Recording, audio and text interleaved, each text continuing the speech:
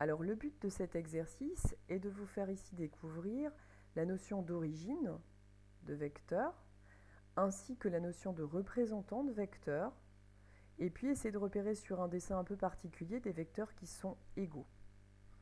Alors, vous êtes dans un hexagone régulier, c'est-à-dire une figure qui a 6 côtés de même longueur. Vous connaissez le centre de cet hexagone, ici le point O. Alors ce qu'il faut savoir dans ce cas-là, c'est que vous avez des côtés qui sont parallèles 2 à 2. Vous avez également, vu qu'on est au centre ici, des longueurs qui sont égales, OD, OE, OF, etc. Et la première question va être de citer donc des vecteurs égaux à un vecteur BC que nous allons tracer. Donc le vecteur BC, c'est un vecteur qui est ici. Et nous devons chercher donc des vecteurs qui seront égaux à BC. Il y en a plusieurs, c'est pour ça que c'est au pluriel. Nous devons chercher donc un vecteur qui aura la même direction, même sens et même norme que ce vecteur BC. Alors nous pouvons observer ici, ça vient des propriétés de l'hexagone, que nous avons le vecteur FE qui a même sens, même direction et même norme. Alors je parle bien de sens. J'entends ici le fait que l'on monte vers la droite, entre guillemets. Donc pour FE, je vais aussi chercher un vecteur qui monte vers la droite tout en respectant donc direction et norme. Nous en avons d'autres qui vont être, par exemple, le vecteur OD.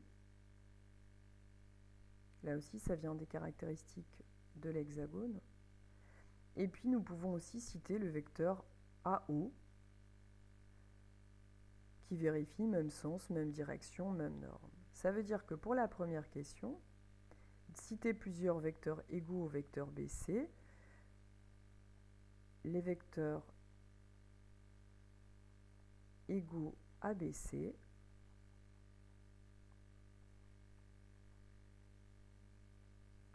sont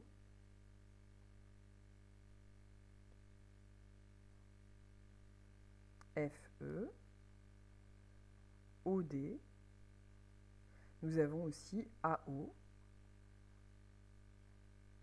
sur ce dessin. Question 2 un peu différente, déterminer un représentant, c'est-à-dire déterminer un vecteur qui sera égal à AB, mais dont on impose l'origine qui est F. Alors l'origine F, ça veut dire le point de départ. Donc ici, on me parle du vecteur AB, que je vais devoir tracer, donc c'est ce vecteur-là. Et on me parle d'une origine qui va être F. Donc d'abord, je commence par tracer le vecteur AB, et par aller repérer cette origine. Je dois ici faire partir du point F, qui est l'origine de mon vecteur, même sens, même direction, même norme que le vecteur AB. Donc je dois me diriger horizontalement et conserver le sens, c'est-à-dire aller vers la droite, et conserver la norme, c'est-à-dire avoir une égalité au niveau des longueurs des segments FO et AB. J'arrive ici sur le point O, caractéristique de l'hexagone régulier. Donc, déterminer le représentant du vecteur AB d'origine F, c'est le vecteur ici FO.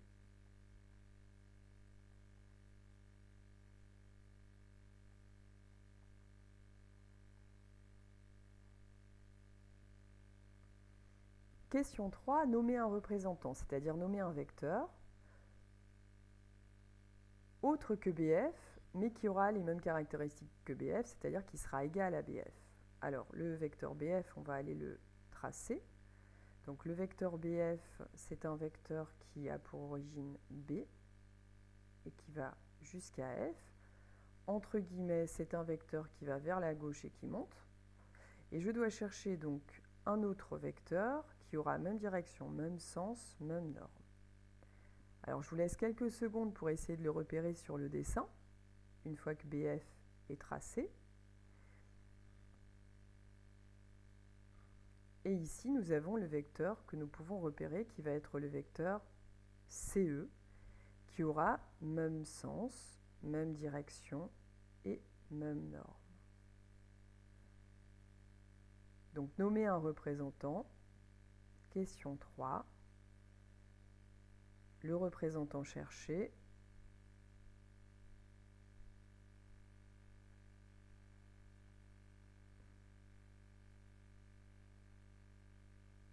est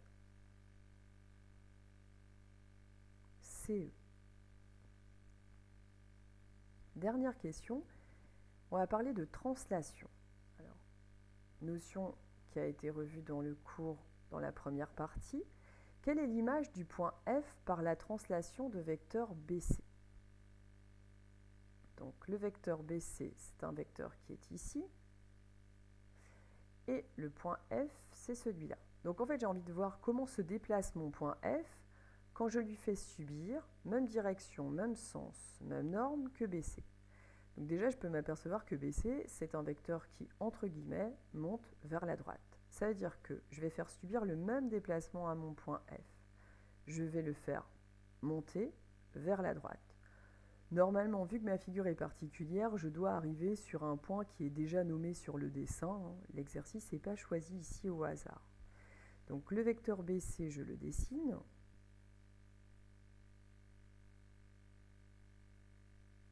Et nous avons dit tout à l'heure que plusieurs vecteurs étaient égaux à ce vecteur BC, en particulier le vecteur FE, qui va justement nous apporter ce que l'on cherche. Quelle est l'image du point F par la translation de vecteur BC? Eh bien, cette image, c'est l'extrémité ici, c'est-à-dire le point E. Donc, l'image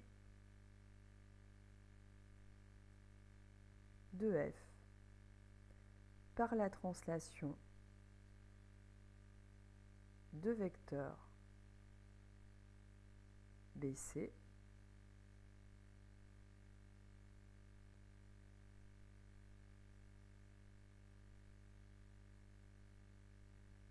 est le point